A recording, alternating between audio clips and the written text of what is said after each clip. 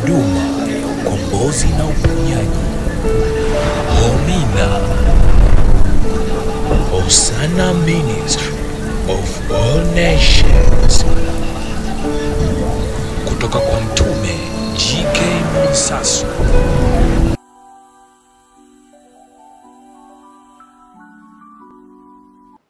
Mdomo uliofungwa ni hatima iliyofunguliwa. Mdomo uliofungwa ni hatima iliyofunguliwa, ni hatima iliyofungwa. Maana yake ni kwamba una uwezo wa kutamka kitu kikawa na matokeo yenye uzima kwako. Una uwezo wa kutamka kitu kikawa na matokeo ya umauti kwako. Lugha rahisi ikawa ni laana, lugha nyepesi ikawa tayari umeshavuruga mfumo mzima wa maisha yako. Kwa hiyo tunachotaka leo kukitazama na kujifunza zaidi namna ya matamko.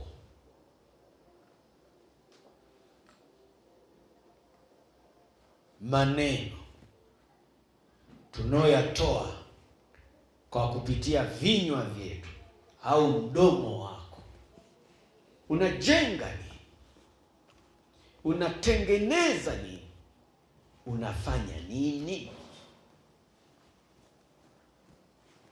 Kwa watu wa Mungu, Kristo wa urejeo ndani ya hii madhabahu amesema niwaambie, hatima ya mtu iko kwenye maneno ya mdomo wake.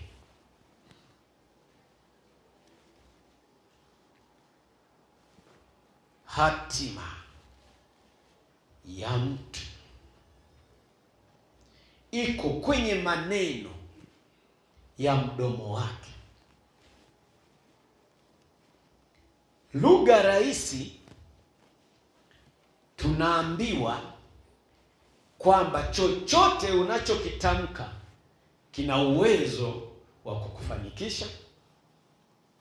Chochote unachokitamka kinachotoka kwenye kinywa chako kina uwezo wa kukufunga.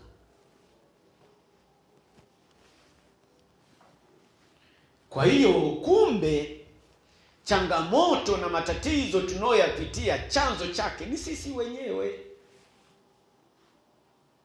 Kwa ujumbe huu tufanye nini? Jihadhari na kile unachokitamka. Hatima ya mtu, hatima yako iko kwenye maneno yako. Hakuna tamka nini? Unapoamka, siku inapokwisha, umetamka nini? Kwa kumbe kubarikiwa kwako kunatokana na maneno ya kwako. Laana yako utakayopitia inatokana na maneno ya kinywa cha kwako. Hatima ya mtu iko kwenye maneno ya mdomo wake. Kwa tuwe makini sana watu wa Mungu. Mmenielewa watu wa Mungu? Amen. Kile tunachokitamka tuwe makini sana. Maneno yotamka leo ujue yatakufuata baadaye. Wengi ndani ya makanisa tunashindwa kumwona Mungu wa urejeo ni kwa sababu ya maneno yetu. Mtume gani yule? Na kesho huko hapa. Sawa, mtume gani yule? Mtume yule mbabaishaji. Haya. Simesema mbabaishaji. Kwa hata ukija hapo unaomba wewe, sasa mbabaishaji anatoa gani? Kwa hiyo tunafundishwa watu wa Mungu ndani ya imani ya kanisa tuwe makini sana na maneno ya vinywa vyetu. Nawaomba sana, haya ni maarifa. Kwa hiyo hili neno na ufahamu natufungua kwamba maneno unayotamka leo ujue yatakufuata baadaye. Kwa namna gani, watu wa Mungu? Matatizo ambayo mwanadamu yanamtokea aliyatengeneza yeye kwa kinywa chake. Kwa nini? Kumbukeni, Mungu alisema iwe na ikawa. Tumuumbe mtu kwa mfano wetu, ikawa. Naomba makini sana. Manake popote tunaposhinda masaa 12, kuwa makini sana na huo mdomo.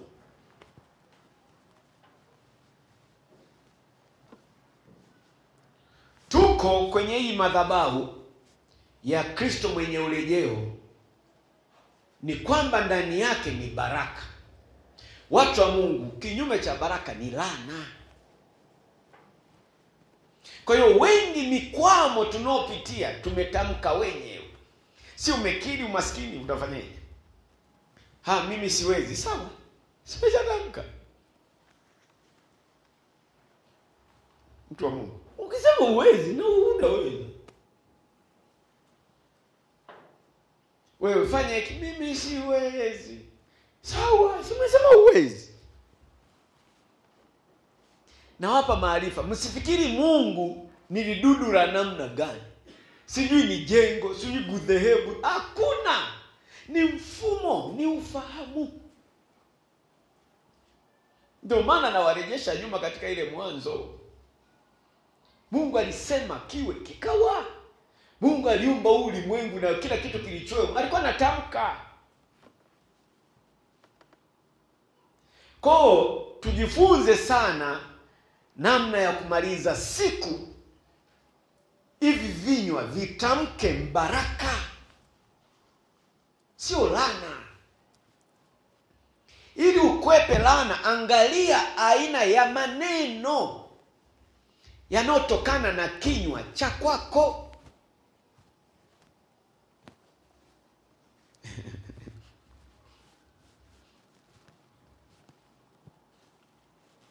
Kwa hiyo kwa huu mfumo tunajifunza kwamba ukiwa makini ndani ya Kristo, ukabeba ule unyenyekevu na staa ya kutotamka kitu bila kuongozwa na Roho Mtakatifu, tambua kwamba shida, dhiki na matatizo vitakukabili wewe mpaka dakika ya mwisho. Hata angekuja mtume aombe kwako, kama wewe huna utayari wa kusema napokea, upokee ndio baraka. Mimi wanawashangaga sana mtu anayejua haya maarifa, nikisema unapokea, sema napokea, napokea. Amka nyinyi. Mungu yeye neno lake huwa analituma, na katika kulituma anachotaka kuona lazima likafanikiwe, lilete matunda. Na yale matunda yanatokana na yule anayepokea. Kinywa, hatima ya mtu iko kwenye maneno ya mdomo wake. Tutambue huyu mtu ni roho, sio mwili. Ujionavyo nafsini mwako ndivyo ulivyo.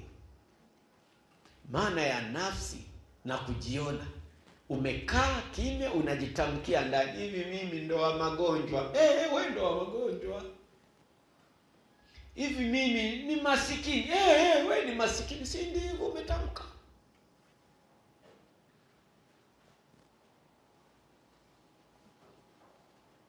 Kwa tujiangalie sana aina ya maneno tunayoyatamka. Hivi vitu vimetesa sana hata familia. Laana nyingi kwenye familia zetu kwa sababu watu walitamka. Mwanamke ulizalishwa, baba wa mtoto haonekani, mtoto akisumbua tu nyumbani, la, ona yule babako. Sisi kule kwetu mama zetu ndio walikuwa natania sana dada zetu wakizalishwa wapo hapo, si wa baba wamelala mbele haonekani. Utasikia alikufa kwenye vita Idi Amin. Babake wao yuko alikufaga kwenye vita. Kumbe anakusanya matoo sana huko. Anawaambia kinywa. Na kweli yule mtoto anajengeka na ile kwamba baba alikufa wapi. Tuachane na hilo wakina mama. Akina baba tunaachilia rana wenyewe. Ni kwa sababu ya nini? Ya maneno yetu ndani ya familia. Na haya maneno ya chuki na ugomvi yanatoka kwenye vinywa vyetu kwa sababu tumemkosa Kristo wa urejeo. Manake hatuna upendo. Hatuna unyenyekevu. Hatuvumiliani.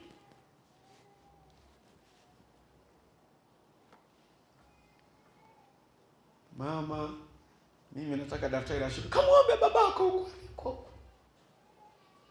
Kwa nini? Mama amebeba mzigo ndani ya roho yake wa kulea familia peke yake. Wewe baba uko wapi? Tayari chuki inajengwa ndani ya familia. Mtoto anaona sawa. Mafanikio yetu watu wa Mungu au kushindwa kwetu kunatokana na maneno tuliyoyatamka. Kisema nitakuwa bilionea, lazima uwe bilionea. Jifunzeni haya maarifa. Jifunzeni nini? Maarifa haya ya namna ya kumuishi Mungu, namna ya kupokea kitu kwa Kristo. Lala, tamka maneno ya kubarikiwa, ya kufanikiwa. Unapoondoka kwenda kwenye kazi za mikono zako, tamka. Lakini ukijikatisha tamaa mwenyewe kwa matamshi yako, unajenga ule wakati. Unatengeneza kile kitu. Lile neno ni roho, na ile roho inaenda kuumbika ndani ya moyo wako. Ikisha kuumbika, ndio maana nawaambia umaskini ni roho. Tunaona wazee wetu waliingia maagano ya umaskini, walitamka. Wanaenda kwenye madhabahu yao, wanachinja, wanatamka matamko yao.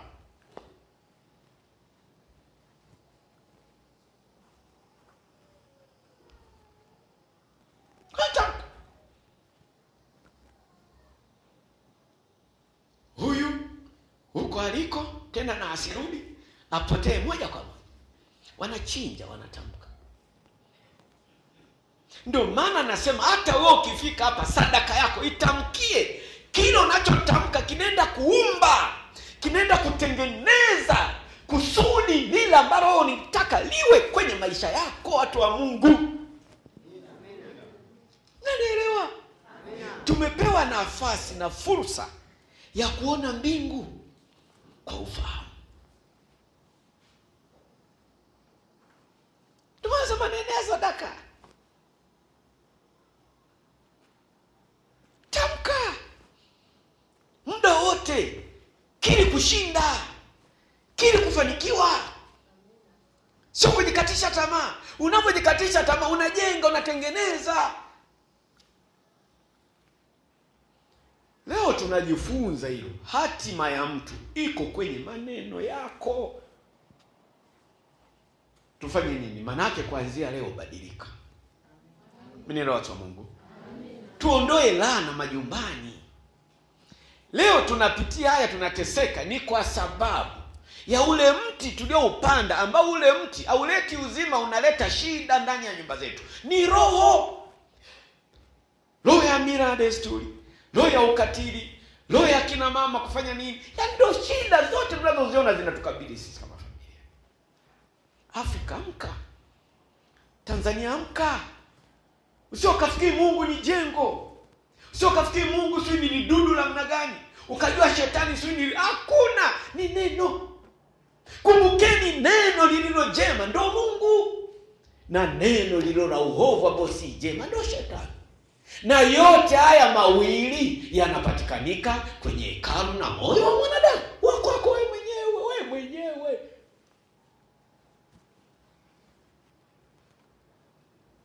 Kwa mtu anayejitengenezea utajiri ni yeye mwenyewe. Jiweke.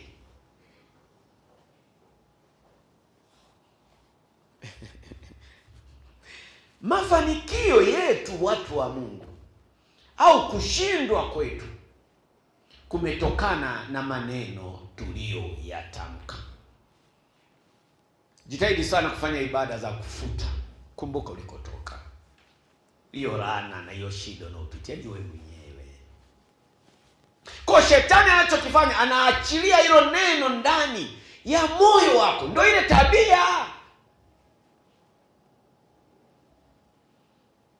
Narudia tena, wazazi wetu ndani ya mila na desturi ndio waliotufanya tufike hapa tulipo, tunateseka.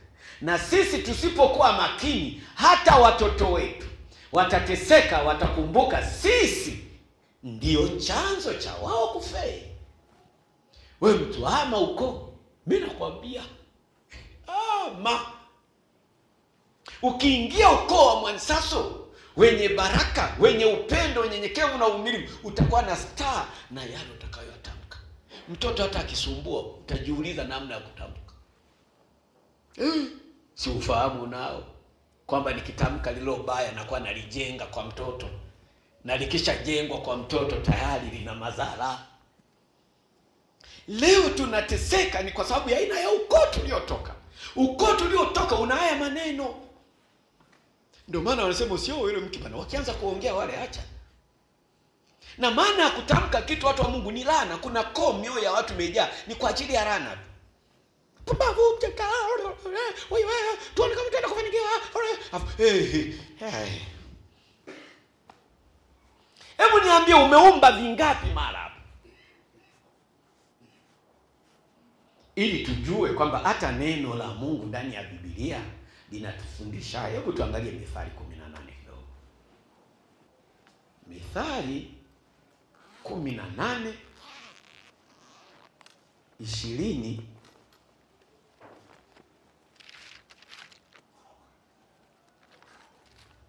Mithali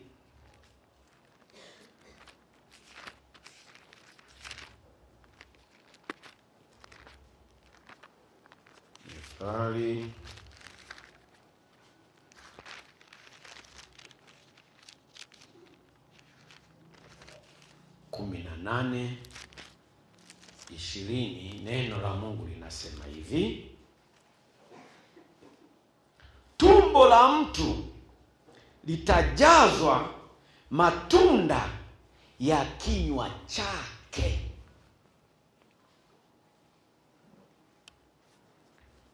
Tumbo la mtu litajazwa matunda ya kinywa chake.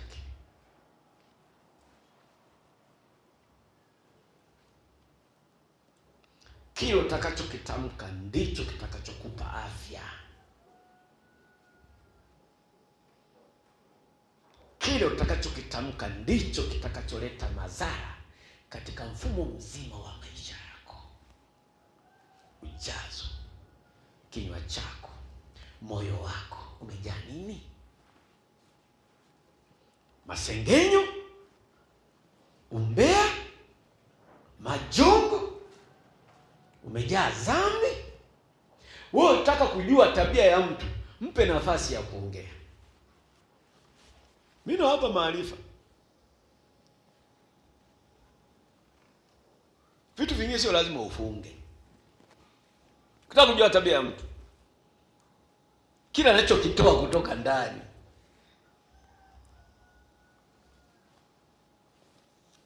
Ndio maana ukiokoka unashauriwa sana, popote unapokuwa, chunga sana ulimi, matamshi. Unajua hadi watu wa mataifa ukikaa nao, wewe umewaambia umeokoka, wanakutegea kwenye matamshi kwamba huyu kweli.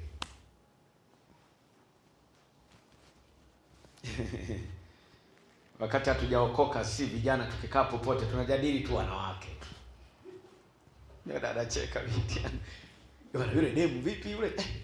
Yule bwana acha bwana. Acha. Sasa yule ambaye unakaa ukovu angalau kidogo ndani kuna guna. Isi dhambi. Nacheza soro. Bwana yule mwanamke bwana acha bwana. Yule mwanamke bwana acha bwana. Mimi yule lazima tenda kufiatua ile matofali kile kibarua, mimi lazima yule nikamchukue yule. Manake ndani ya moyo wako umejazwa hayo unayoyatoa. Ungekuwa una hivyo vitu, we ni mwokovu, tusingevisikia vikitoka kwenye kinywa chako.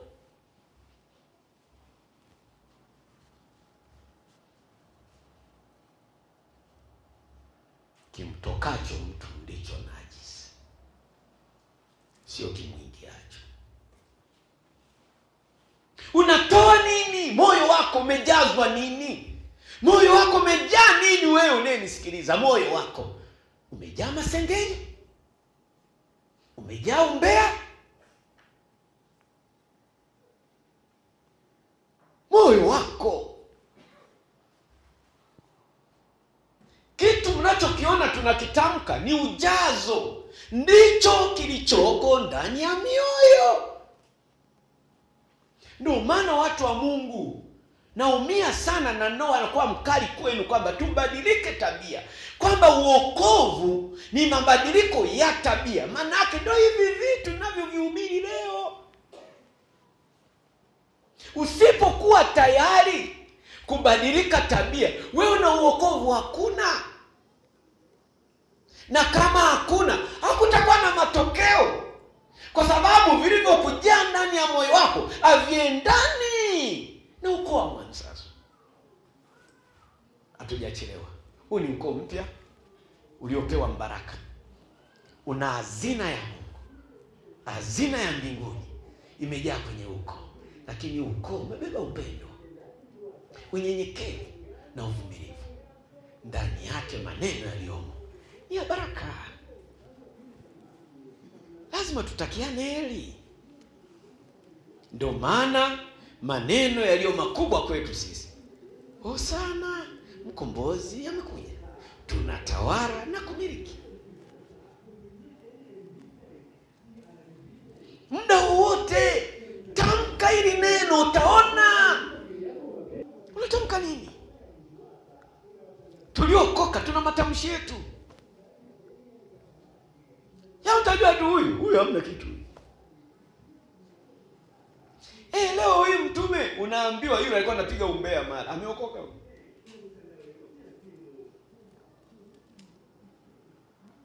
Na yote haya watu wa Mungu ndio kikwazo kinachotufanya Kristo asidhihirike katikati yetu. Watu wa Mungu, mafanikio yetu au kushindwa kwetu kunatokana na maneno yetu tunayotamka.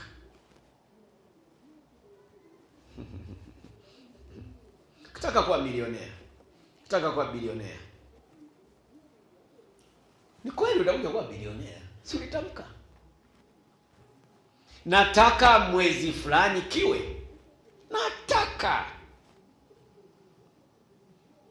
Simamia andiko. Mungu alitamka ikawa. Wewe ndio Mungu nekuabudu, Mungu wa urejeo wa mwansasu.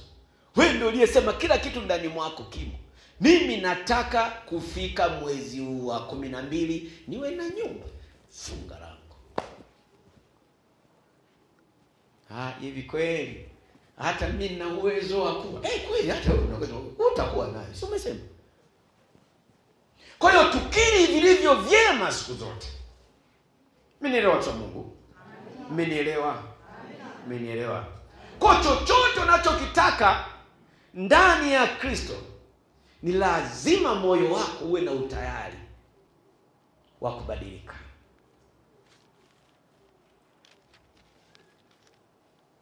Tukiri. Tunapokea, tunabarikiwa kutokana na vile tulivyosema. Watu wa Mungu, huwezi ukapanda bangi hapa ukavuna mpunga hata siku moja. Kwa lile neno ni mbegu. Vile unavyotamka unapanda wewe, mtu wa Mungu. Mimi lazima mwezi fulani niwe ndio napanda. Hebu fungukeni. Lakini hivi vitu vyote hivi vinahitaji imani ya kiwango cha juu. Pili, tulia, mtegemee nani? Mungu. Wewe si ndio yeye?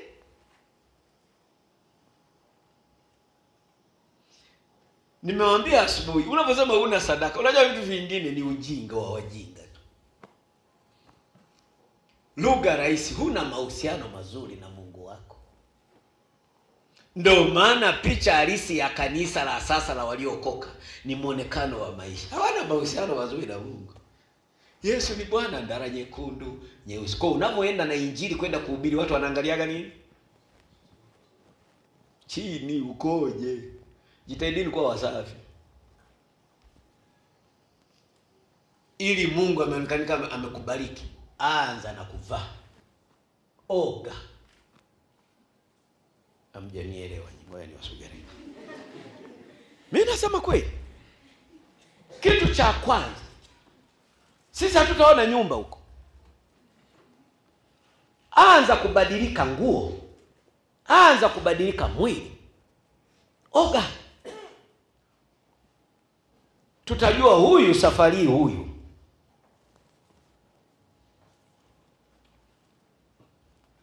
Unamenuna.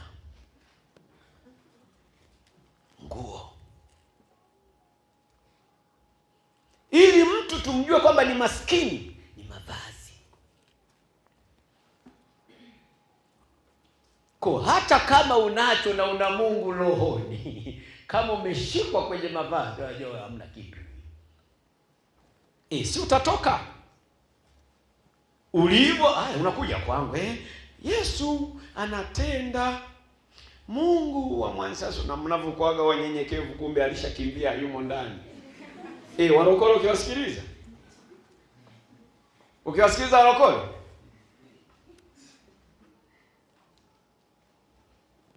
Mungu wa Mwansaso, Mungu wa urejeo, anatawala na kumiliki. Sasa tunapowaambia Mungu ni ufahamu, wale wenye ufahamu wanaanza kukuchunguza. Kile unachoongea kinaendana? Tasikia tutavikuta mbinguni. Wewe fala, wewe mkubwa wewe. Mmestuka. Kauli niliyotumia ni kali mno. Kwani ufala nini? Sasa sana mpumbavu tu. Kwa nini kanisa tunakuwa wapumbavu? Tunakuwa wajinga? Ni kwa sababu ufahamu wetu ni mdogo. Narudia tena. Ili tuone Mungu amefanya kitu kwako, jitengeneze kwanza. Umesikia? Amina. Amina. Kile unachokitamka ndicho utakachokipata. Kwenye hii sadaka nataka ugonjwa uondoke. Mungu anauondoa ugonjwa kwako kulingana na sadaka yako. Sadaka yako ni moyo wako. Umebeba nini? Umebeba kukataa magonjwa. Ugonjwa hata shangazi yangu anao, kwa upo ni wa ukoo. Utaendelea ukaa kwako. Na ukataa ugonjwa ndani ya Kristo hakuna. Kama upo kwenye ukoo, ni ukoo wa shangazi yangu na baba yao huko. Mimi kwangu na watoto wangu sitaki kuona ugonjwa wa namna hii. Ule ugonjwa unakimbia kwa sababu ni roho. Haleluya. Haleluya. Wewe tamka, niko ndani ya ukoo wa Mwansaso. Njaa inatoka wapi? Sitaki kuiona njaa ndani ya nyumba yangu. Utakuja kuiona njaa, ni roho. Ukisema nataka niwage na njaa, na zitamiminika njaa ndani ya nyumba yako aje. Maana utaenda kwenye shughuli za mikono yako, hutauza.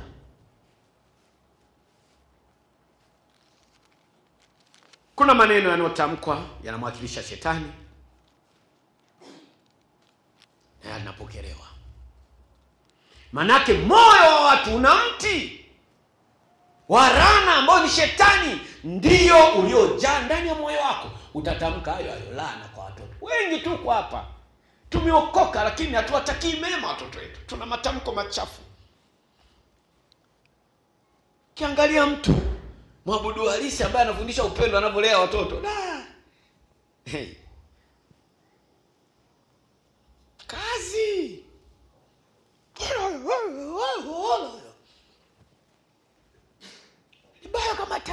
atakuwa kama tairi. Wewe leta basi.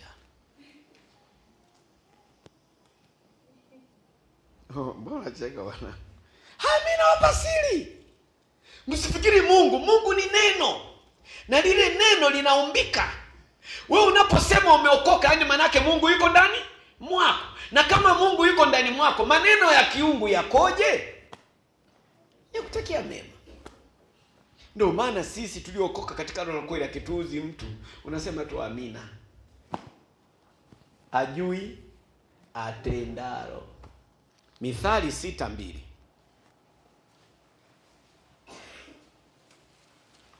Mithali 6:2. Badilike, ndio wokovu, ndio Kristo yenyewe, ndio kwa mwansaso, mabadiliko. Kama ulikuwa mchafu, utauchukia uchafu. Kisha uchukia uchafu, ndio unaona unapendeza. Watu wanajua ni kweli huyu. 6:2. Mithali 6:2. Neno la Mungu linasema, basi umetengwa kwa maneno ya kinywa chako. Umetengwa kwa maneno ya kinywa chako. Mara nyingi wanawaambia kwamba jitahidi sana, kabla hujafanya lolote, hujatamka, tafakari kwanza kwamba hili ninalolifanya lina matunda gani? Yaani baraka litaleta matokeo gani? Mimi sipendwi. Sio kwamba upendwi. Wewe kinywa chako. Mungu, mimi nakutazalisha, kabla hujafanya chochote, hujatamka, tafakari kile unachotaka kukitamka kina zao la namna gani, kitaleta tunda la namna gani. Tukiweza kusimama kwenye huu mfumo, maisha yetu yatabadilika. Yoyote atakaye tutafuta katika mabaya hata tupata. Wengine tunatafutwa kwa kinywa. Wenda Kristo anasema iko ufuka. Yaani unakuta mtu anakufuka. Lugha rahisi kwa Kiswahili unasema kuchokoza. Wenye Kristo tunasema kufuka. Yaani manake kuna hekima fulani ya Kinyakyusa. Mtu apende aonekanike mbaya kwa mwenzie, hasa wewe uliyeokoka. Sasa yule ambaye ametumwa katika kutumika ili kukutoa kwenye uwepo, anakuja na kufuka. Chokoza. Hapo umekwepa, anakuja hapa. Hapo umekwepa, anakuja hapa. Sasa nafika sehemu unaanza kulia, wakikuuliza nini? Huyu ananifuka. Kwa nini? Huna la kumjibu, kwa sababu lile la kumjibu ambalo ni baya huna ndani mwako. Ugomvi sio asili yako wewe. Ndio maana hutaki wa kufuke, umekaa kimya. Tafakari kabla. Wengi tuko hapa, matatizo tunayopitia tunayatengeneza wenyewe. Kaa kimya. Funika kikombe. Mwanaharamu? Funika kikombe. Mwanaharamu? Akishapita yeye atajua kweli, nilikuwa namtafuta wewe, lakini manake alikuwa ni shetani anakuwinda ni namna gani ataharibu hatima ya kwako. Ndio maana nasema kitu cha mwisho ambacho tunataka ukijue. Tutarudi hapa vizuri. Tukiwa kwenye mifungo, siku ya 3 mara nyingi watu mifungo inaharibika. Kwanza umepiga, ya pili umepiga, ile ya 3 kabla haijakamilika shetani anashuka. Anatuma mtu wa kukufuka.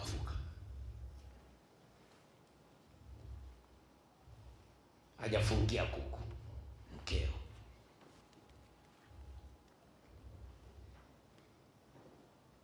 Watoto siku hiyo wanachelewa kurudi.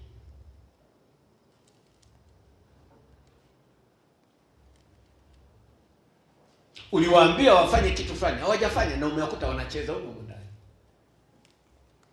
Tambua kwamba mfungo wako unafukwa. Lengo na kusudi shetani anataka apoteze kile ambacho unaenda kupokea kwa nani? Kwa Mungu. Wengi kama kanisa tumevikosa vitu tulivyoandaliwa na Mungu, ni kwa sababu hatuna star katika hali ya kuchokozwa. Kwa hiyo Mithali 6:2 tunaendelea, basi umetengwa kwa maneno ya kinywa chako. na umekamatwa kwa maneno ya kinywa chako. Umetengwa. Hizi shida na mateso unayopitia ulitamka mwenyewe. Laha unaopitia ndani ya Kristo ulitamka. Basi umetengwa kwa maneno ya kinywa chako. Umekamatwa kwa maneno ya kinywa chako. Manake kifungo licho nacho wewe ndio uliyekiri kwamba mimi haiwezekani, na kweli haiwezekani. Ukisema linawezekana, ukifika hapa ni lazima utafunguliwa. Haleluya. Haleluya. Haleluya. Umekamatwa kwa maneno ya kinywa chako. Mwambie jirani yako, umekamatwa kwa maneno ya kinywa chako. Mwambie tena. Umekamatwa kwa maneno ya kinywa chako. Mwambie tena. Umekamatwa kwa maneno ya kinywa chako. Watu wa Mungu, tukumbuke neno ni roho. Inaumbika. Ndio maana Mungu alisema iwe, ikawa. Kwa ukisema nitakuwa tajiri, lazima. Tunatamka kitu. Nitajenga nyumba, nitanunua gari, lazima. Haya ndio maarifa ambayo Mungu amesema niwape, kwamba ukiwa kwake Mungu wa urejeo wa uko, jitahidi sana kutamka vitu kwa imani, kwa sababu ni Mungu na Mungu ndo asili yake. Alisema iwe na ikawa. Tukumbuke maneno ni roho. Ukitamka kwa watoto, jua yanaenda kuumba. Kwa familia nyingi zimeharibika ni kwa sababu wazazi wetu walifanyaje? Walitamkia laana. Ndio maana ya nini? Ya laana. Baba, unaposema mzazi ulaaniwe wewe mtoto, sasa tayari unampa na lango nani? Anashusha nini? Litoto linaanza kupepa nini? Watu wa Mungu, kama kanisa, mafanikio yetu au kushindwa kwetu kumetokana na maneno tuliyoyatamka. Basi umetengwa kwa maneno ya kinywa chako. Umekamatwa kwa maneno ya kinywa chako. Kuanzia sasa fanya sana ibada za kufuta maneno. Sawa watu wa Mungu? Kwa hata kesho tunapokutana tena hapa kwenye ibada zetu za jioni, tukumbuke sana ibada kama hiyo. Nyumbani kwako kumbuka ni wapi ulitamka. Watoto wanakusumbua, hebu kafute. Mimi nero watu wa Mungu, tufute maneno ambayo tuliyatamka. Tukishafuta tayari inakuwa ni lango. Tumefanyaje? Tumelifungua wenyewe. Nani anayefungua lango? Nafungua wewe, kutokana na maneno unayoyatamka. Ndio maana mimi nasema kwa mamlaka niliyopewa. Haya ni mamlaka niliyopewa, na kufungua ni mamlaka niliyopewa. Natamka neno, linaagizwa na Mungu, linaenda pale ulipo mwenye utayari, unafunguliwa. Haleluya. Haleluya. Mdomo uliofungwa ni hatima ya kufungwa kwa maisha ya kwako. Mafanikio yetu au kushindwa kwetu kunatokana na maneno tuliyoyatamka. Kanisa la sasa ni maskini, ni kwa sababu tumejitamkia umaskini wenyewe. Tunda la Roho ni upendo. Tunda la Roho ni upendo. Upendo ni maisha watu wa Mungu. Amina. Na maisha ni upendo. Amina. Mwambie jirani yako, shika neno. Shika neno. Mwambie tena. Shika neno. Mwambie ukalitendee kazi. Mwambie tena.